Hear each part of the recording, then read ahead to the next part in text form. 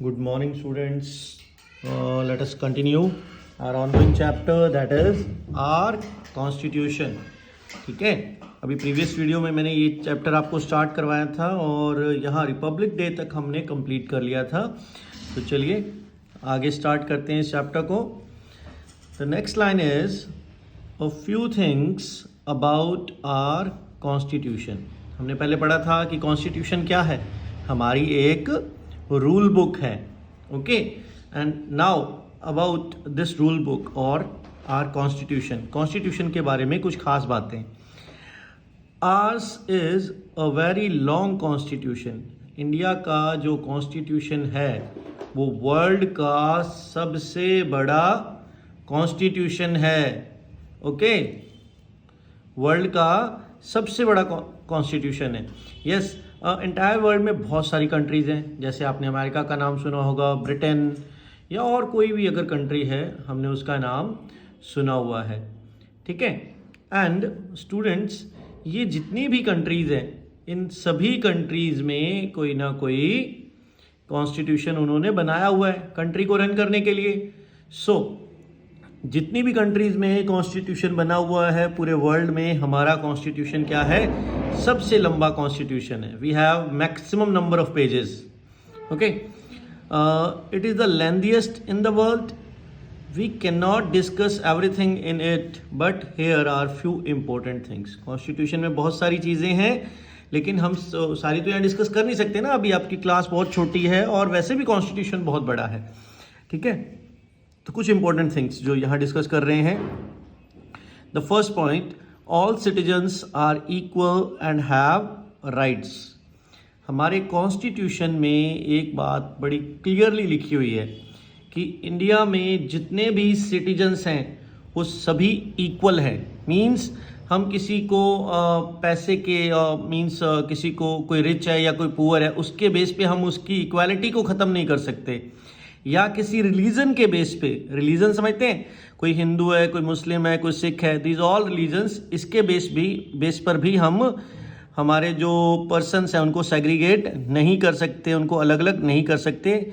In front of constitution all persons are equal.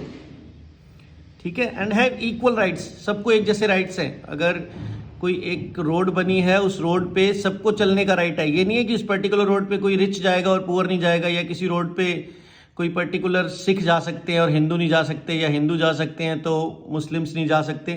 यानी किसी तरीके का कोई सेग्रीगेशन नहीं है, ना रिलीजन के नाम पे ना ही रिच या पुअर के नाम पर. ठीक है, this means people can not be stopped from doing a job, studying in an institution, entering a public place, buying property and so on. Means जो मैंने आपको एक सड़क का एग्जांपल दिया, वैसे यहाँ देखिए और भी बहुत से एग्जांपल हैं. कोई भी पर्सन चाहे वो पुअर हो या रिच हो, ठीक है, चाहे वो पुअर है या रिच है, तो वो कोई भी जॉब कर सकता है. हर जॉब के लिए हर पर्सन अप्लाई कर सकता है. इंस्टीट्यूट में स्टडी करने के लिए कोई भी जा सकता है, किसी भी इंस्टीट्यूट में. देखिए हमारे स्कूल्स में हर एक रिलीजन के, हर एक इकोनॉमिक जो ग्रुप्स हैं, मींस पुअर क्लास है या मिडिल क्लास है, हर एक इकोनॉमिक ग्रुप से जो है, यानी कि चाहे अगर कोई पुअर है तब भी उसका बच्चा स्कूल में पढ़ सकता है और कोई रिच है तो भी पढ़ सकता है. ठीक है, entering a public place. Public place क्या होते हैं, जो गवर्नमेंट ने बनाए होते हैं जहाँ पे मास पब्लिक के लिए, जैसे गवर्नमेंट हॉस्पिटल्स हैं या कोई गवर्नमेंट टूरिज्म प्लेस है. ठीक है, सो ये कोई भी यानी कि इनको यूज़ कर सकता है. प्रॉपर्टी कहीं भी बाय कर सकता है कोई भी आदमी, just because they belong to particular caste और रिलीजन और रिच और पुअर. ये मैं आपको बता चुका हूँ कि चाहे कोई उसकी कास्ट कोई भी हो, किसी पर्सन की रिलीजन कोई भी हो, उसके लिए राइट्स सारे इक्वल हैं. और मैन और वुमेन, चाहे वो मैन है या वुमेन है. It also means that the law is same for everyone. Means जो लॉज बने हुए हैं वो सबके लिए सेम हैं, किसी को कोई स्पेशल ट्रीटमेंट नहीं दिया जाता. Ours is a secular country. हमारी जो कंट्री है वो एक सेक्युलर कंट्री है. सेक्युलर वर्ड बहुत इंपॉर्टेंट वर्ड है बेटा, इसको जरूर समझिएगा इंडिया के रेफरेंस में. This means all religions are equal in our country. हमारी कंट्री में सभी रिलीजन क्या हैं, इक्वल माने जाते हैं. कोई रिलीजन को ज़्यादा बेस्ट नहीं माना गया, किसी को ज़्यादा नीचे यानी कि पुअर नहीं माना गया। All religions are equal in our country, Hindu Muslim Sikh ईसाई सब, और इसके अलावा जो भी हैं जो मैं नाम नहीं ले रहा अभी एक, ठीक है। तो सारे के सारे रिलीजन जो इंडिया में हैं वो सबको इक्वली उनके लिए जो उनको इक्वल माना गया है। Everyone is free to practice their religion, हर पर्सन का जो रिलीजन है वो अपने रिलीजन को प्रैक्टिस कर सकता है। हिंदू पूजा कर सकते हैं, सिख गुरुद्वारे में पाठ कर सकते हैं, मुस्लिम्स जो हैं वो नमाज अदा कर सकते हैं, और जो क्रिश्चियंस हैं ईसाई जो होते हैं वो अपनी प्रेयर्स कर सकते हैं। मीन्स जिस भी रिलीजन का जो भी एक प्रैक्टिस करने का तरीका है वो उसको कर सकता है। They are free from government.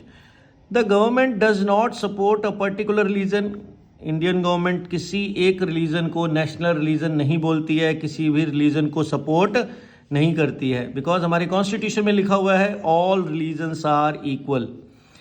It does not favour people following a particular religion और treat people unfairly on the basis of their religion. जो हमारी गवर्नमेंट्स होती हैं इंडिया की, वो किसी भी पर्सन को या किसी पर्टिकुलर रिलीजन को सपोर्ट तो करती नहीं है, और ना ही किसी पर्टिकुलर रिलीजन के पर्सन को कुछ फेवर करती हैं, ठीक है। सो ये बात ध्यान रखना। India is a democratic Republic. Democratic Republic, democratic word जो है ये बहुत अच्छा वर्ड है। इट मीन्स जहाँ पर लोग, जो कंट्री के जो सिटीजन्स होते हैं वो अपनी गवर्नमेंट खुद चुनते हैं। पहले क्या होता था, पहले जब हम डेमोक्रेटिक नहीं थे तो मैक्सिमम जो स्टेट्स होते थे उनको बोलते थे प्रिंसली स्टेट। प्रिंसली स्टेट कहाँ होते हैं, जहाँ पे राजा होते हैं, किंग्स होते हैं, ठीक है। तो क्या होता था, जो किंग होता है उसका बेटा आगे चल के किंग बन जाता था, तो वहाँ पे लोगों की विश नहीं चलती थी। अगर राजा का बेटा अच्छा नहीं भी है या कम एजुकेटेड है या वो कैपेबल नहीं भी है तब भी वो किंग ही बनता था। बट अब ऐसा नहीं है, अब जो कैपेबल है वो ही लीड करता है, ठीक है, वही प्राइम मिनिस्टर बनता है या वही एमपी एमएलए जो होते हैं वो बनते हैं। This kind of format is called democratic, जहाँ पे पीपल्स अपना लीडर खुद चुनते हैं। In a republic the head of government is an elected leader. Government का हेड कौन होता है, इलेक्टेड लीडर। इलेक्टेड मीन्स जिसको हम चूज करते हैं बाय वोट्स। आपको पता होगा आपके पेरेंट्स जो हैं वो वोट्स डालने जाते हैं, ठीक है, तो वोटिंग के थ्रू लीडर को चूज किया जाता है, एंड नॉट अ किंग और hereditary ruler. Hereditary means father to son, ठीक है, वो वाले रूलर्स नहीं होते। In a democracy the people choose their own leader. Democracy में लोग अपना लीडर खुद चुनते हैं। Also everybody is equal in democracy, ठीक है, हर कोई पर्सन डेमोक्रेसी में क्या है, इक्वल है। लिबर्टी और freedom is very important part of our constitution. Liberty का मीनिंग भी फ्रीडम होता है, आज़ादी। ये हमारे कॉन्स्टिट्यूशन का बहुत ही इंपॉर्टेंट पार्ट है। Indians have the freedom to lead their lives, express themselves freely. जो इंडियंस हैं वो अपनी लाइफ अपने तरीके से जी सकते हैं, एंड अपने जो अब खुद को एक्सप्रेस कर सकते हैं। एक्सप्रेस से मतलब हम कहीं प्रोटेस्ट कर सकते हैं, हम अपनी बात रख सकते हैं कहीं भी, अगर हमें कोई बात पसंद नहीं है, इसके लिए हमें कोई नहीं रोक सकता। बट थिंग इज कि सब चीज़ विद इन एक होता है ना कि सलीके से, है ना, रिस्पेक्टफुली अगर हम बात कर रहे हैं तो कोई हमें नहीं रोक सकता। To make sure they are really free, the constitution give Indian certain fundamental rights which no one can take away. हमारे कॉन्स्टिट्यूशन में हर एक सिटीजन को फंडामेंटल राइट्स दिए गए हैं कि भी चाहे कोई रिच है, कोई पुअर है, या कोई किसी भी रिलीजन का है, कोई किसी कास्ट का है, चाहे वो मैन है, वुमेन है, जेंडर इक्वालिटी, चाहे किसी भी जेंडर से है, तो इन सभी को कुछ फंडामेंटल राइट्स मीन्स कुछ एक पावर्स दी गई हैं। भाई आपको ये जो चीज़ है ना ये आपसे कोई नहीं ले सकता, and those fundamental rights are written here. ये जो येलो बॉक्स बना हुआ है बेटा, ये जो फंडामेंटल राइट्स है ना, इनको लर्न कर लो। हमारे इंडिया की ये मेन स्ट्रेंथ है, इंडियन जो हमारा कॉन्स्टिट्यूशन है ना, इनको क्रैम कर लो एक एक चीज़ को, फंडामेंटल राइट। ये जो 9 राइट्स यहाँ पे लिखे हुए हैं इनको अच्छे से लर्न कर लीजिए बेटा, ये बहुत काम की चीज़ है। Right to live in any part of country, हमें राइट है कि हम कंट्री के किसी भी पार्ट में रह सकते हैं, कहीं भी जाएं, लैंड बाय करें और वहाँ रहने लग जाएं, कोई हमें रोक नहीं सकता। Right to travel anywhere in country, हम कंट्री में कहीं भी घूम सकते हैं, हमें कोई रोक नहीं सकता।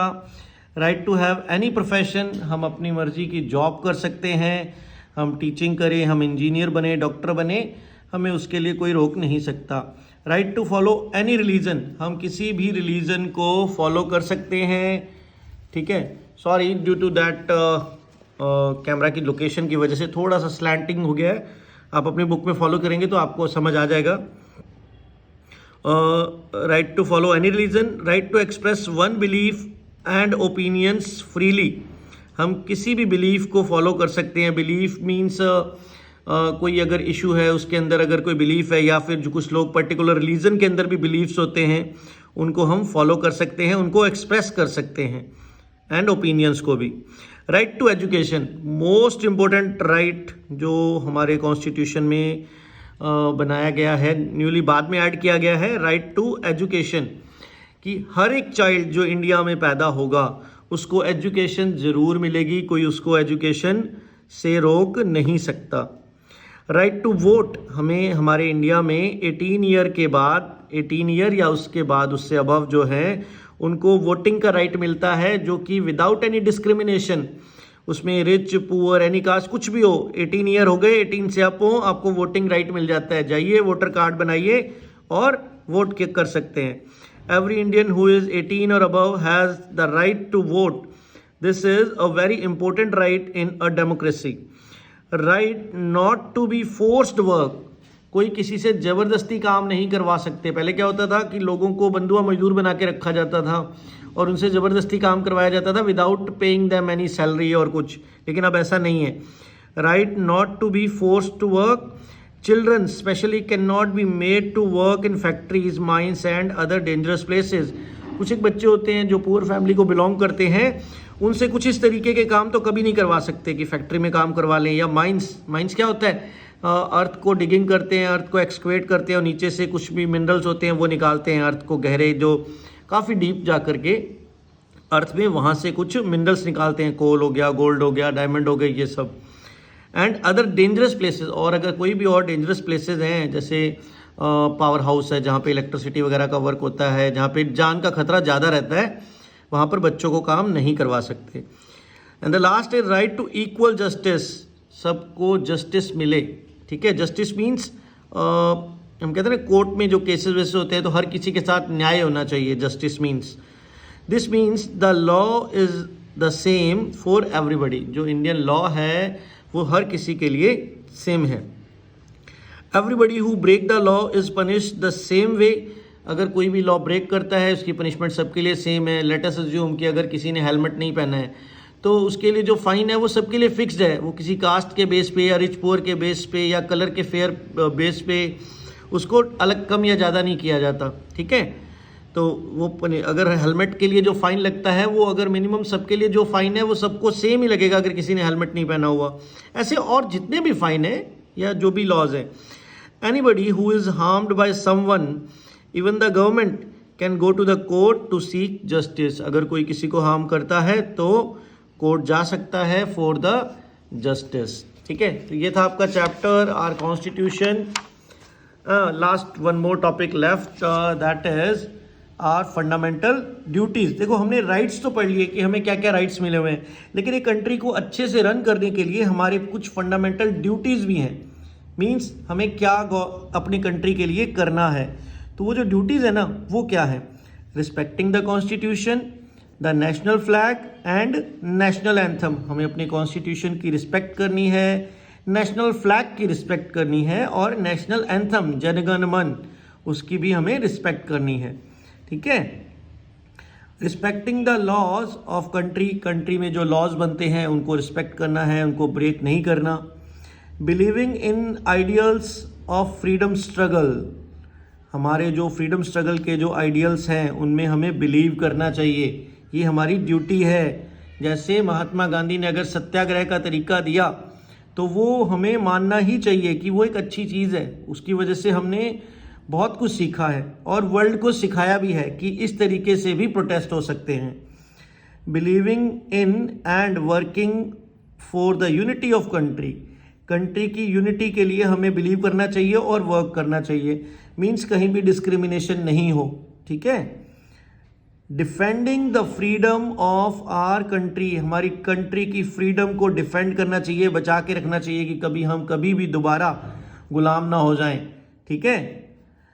Treating others as equals and respecting their beliefs, लोगों के साथ जो हमें बिहेव करना चाहिए कि वो हमारे इक्वल हैं, ठीक है, कहीं भी हमें ऊंच नीच ये सब नहीं सोचना चाहिए। एंड रिस्पेक्ट देयर बिलीफ, और उनके जो बिलीफ्स हैं उसको भी रिस्पेक्ट करना चाहिए। रिस्पेक्टिंग आवर कल्चरल हेरिटेज, हमारा जो कल्चरल हेरिटेज है, जो मॉन्यूमेंट्स हैं, जो टॉम्ब्स बने हुए हैं या जो फोर्ट्स बने हुए हैं पुराने, है ना, ये क्या है, ये सब हमारा कल्चरल हेरिटेज है। अभी एक हेरिटेज का चैप्टर आएगा बाद में, वो भी मैं आपको पढ़ाऊंगा, इसके वीडियो सेंड करूंगा, I will explain it later. So उनकी हमें रिस्पेक्ट करनी चाहिए, उनको गंदा नहीं करना चाहिए, उनके बारे में हमें नॉलेज होनी चाहिए, ये सब। Protecting our natural environment, environment को प्रोटेक्ट करना बहुत ज़रूरी है, कम से कम पोल्यूशन फैलाएं। Protecting public property, public property क्या होती है, जो गवर्नमेंट ने हमारे लिए बनाई है उसको हमें प्रोटेक्ट करना चाहिए, चाहे वो रोड्स हैं, चाहे वो हॉस्पिटल्स हैं, चाहे वो स्कूल कॉलेजेस हैं, इन सब को हमें प्रोटेक्ट करना चाहिए। So this is about our constitution, जो हमारे फंडामेंटल राइट्स और हमारी फंडामेंटल ड्यूटीज़, ये सब आपको बच्चों अभी से लर्न कर लेनी चाहिए, आगे चल के बहुत काम आती हैं, ठीक है। So thanks for watching the video and don't forget to subscribe the channel, and दूसरों के साथ भी शेयर कीजिए भाई, जल्दी जल्दी सब्सक्राइबर्स बढ़ाइए। एंड अगर आपको ये वीडियो में कोई डाउट हो, you can ask me, you can call me any time. Okay बेटा, bye bye, have a nice day.